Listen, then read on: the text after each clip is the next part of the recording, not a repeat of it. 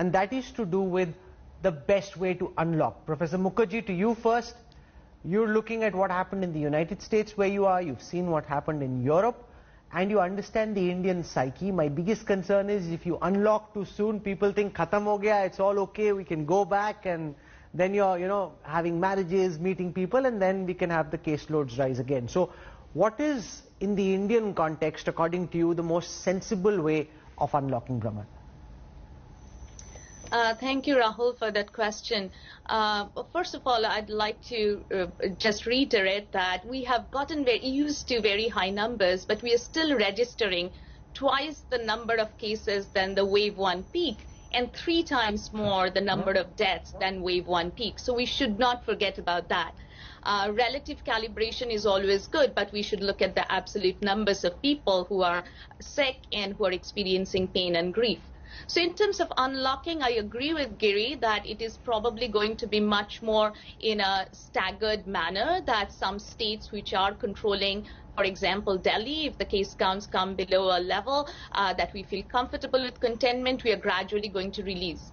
But I think that what I saw in the US is the knowledge that we have gathered in the last 1.5 years about the transmission of this virus put to use as we designed our exit strategies. So the exit strategies were quite humane, nuanced, strategic, optimized, because we know indoor gatherings where you have to take off masks, that's the highest risk places. So there has been several papers in JAMA and Nature really ranking activities in terms of the additional risk it confers.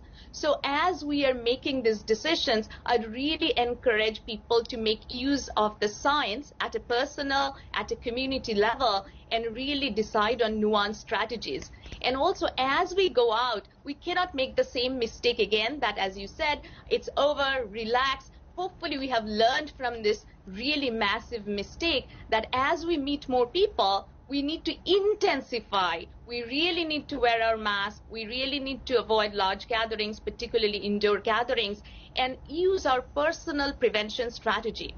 Another thing I think which is very careful planning in terms of US I have seen is that even post-vaccination, as we are going out for outdoor dining, for example, we are always being contact traced, so that if there is an outbreak, all of us who went to that restaurant are informed very quickly so that we can arrest that cluster outbreak. So I see a lot of potential of doing a job which is not like a hammer, but much more nuanced so that people can get back to life and the economy can revive.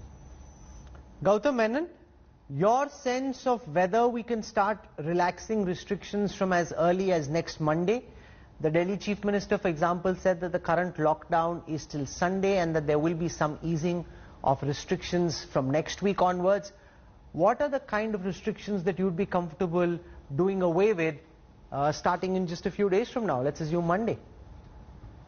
Okay, so let me take off from where my friend and colleague Bhramar took off. Let's just normalize mask wearing as one very important thing that we can do. We've now been used to, over the past several months, to wearing masks. Let that become a common part of our lives. Let's introduce testing and make testing more accessible, including increasing the number of rapid antigen tests. Just make it possible for people to have testing on demand. Again, that's going to help you curb the numbers of cases. Vaccinations, prioritize the elderly, and raise the number of vaccinations to 10 to 12 million per day. That's another long-term solution that we just simply have to get into. But one thing that I want to mention specifically is ventilation. We haven't taken that seriously enough. The PSA, the Principal Scientific Advisor, had mentioned this in his last communique, that we have to pay much more attention to ventilation in public spaces than we have so far. That is very, very important, and I hope the Delhi government considers this. The other points are make data more accessible and available so that we know what's going on. The modelers can trust that data to make predictions and projections as to how government should behave, how should to integrate this information together. And finally, address hesitancy, which is very important. There's some hesitancy around testing, there's hesitancy around vaccines. We have to figure out the best way to communicate this all together and to think about what behavior we want to curb. One last point is that let's get away from sort of theater of restrictions and lockdowns. Instead of allowing shopping only for 3 hours a day or 4 hours a day and thereby ensuring that everyone congregates together in that period, expand that time but have fewer people in shops at any given time. That's very important, and I can't stress this enough, this particular point.